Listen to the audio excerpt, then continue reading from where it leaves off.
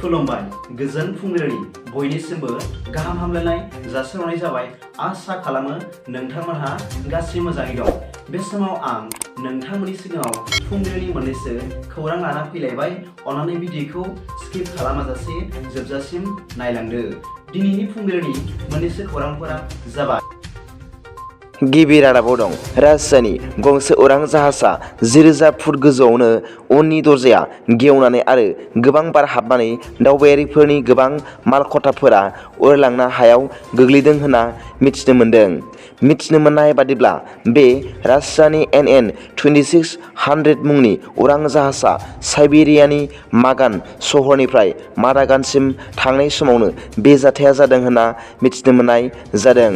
मख'नो गोनांदि बे उरां जाहाजाव 25 जन सुबुंफोर दंमोन होनना मिथिनो मोननाय जादों आरो बे उरां जाहाजखौ फिन मागान सहरसिम लांफिननो गोनां जादोंमोन, नाथाय रावनिबो जिउआव गाज्रि जाथायफोर जायाखै होनना मिथिनो मोननाय जादों। नैथि रादाबाव दं बर'नि 3 दैदेनगिरिफोर हमनायनि सायाव पुलिसआ खेंफोरथि होबाय। मैया आसामनि DGPआ क'क्राझार पुलिस थानायाव नुजाथिफैनानै बर'नि 3 दैदेनगिरिफोर हमनाय जाथायनि सोमोन्दै रोखायै फोरमायदों। बिथां DGPआ फोरमायनाय बादिब्ला बिथांमोनहा माखासे सोदोमस्रिनि गेजेरजों मिथिनो मोन्दोंमोन दि बर'नि गेजेराव मोनसे गोदानै हाथियार दैग्रा आफाद दानो थांखि लागासिनो दङ आरो बे खौरांखौ बिथांमोनहा दान मोनथामनि सिगांनिफ्रायनो मिथिनानै दंखायोमोन होनना फोरमायदों होनना मिथिनो मोननाय जादों। मख'नो गोनां बाथ्रा दि बे 3 दैदेनगिरिफोर हमजानायफोरनि मुंफोरा जाबाय बड'लेण्ड जन सुरक्षा मन्चनि आफादगिरि मानाव गेदेर दावराय देख्रेब नार्जारी, आगुनि BPFनि MLA हितेश बसुमतारी आरो दुलाराय बड'लेण्ड कन्ट्रेक्टर एस'सिएशननि गाहाय नेहाथारि मानाव गेदेर बिक्रम दैमारी होनना मिथिनो मोननाय जादों।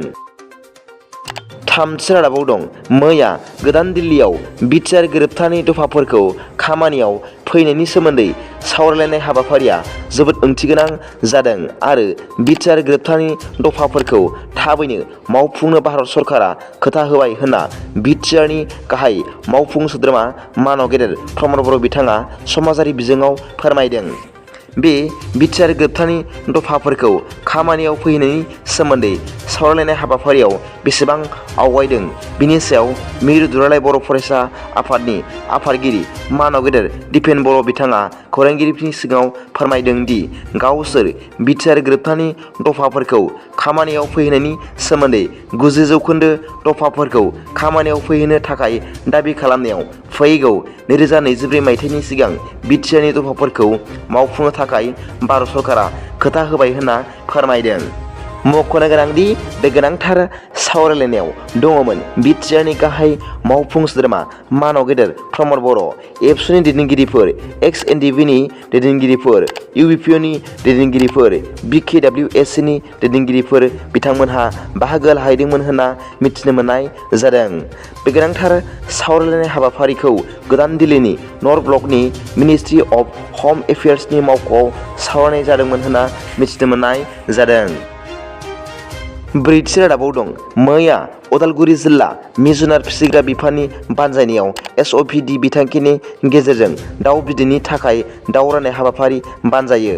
बेरगाव बियाबनि सिङाव सनाजुलि बिजनेसनि मावख'नि कनफारेन्स हलाव BTRनि गेलेमु एम्फौ फिसिग्रा आरो हारिमु बिफाननि मावफुं सोद्रोमा दावबायसा बर'आ बे लेयार दाउ राननाय हाबाफारियाव बाहागो लायो।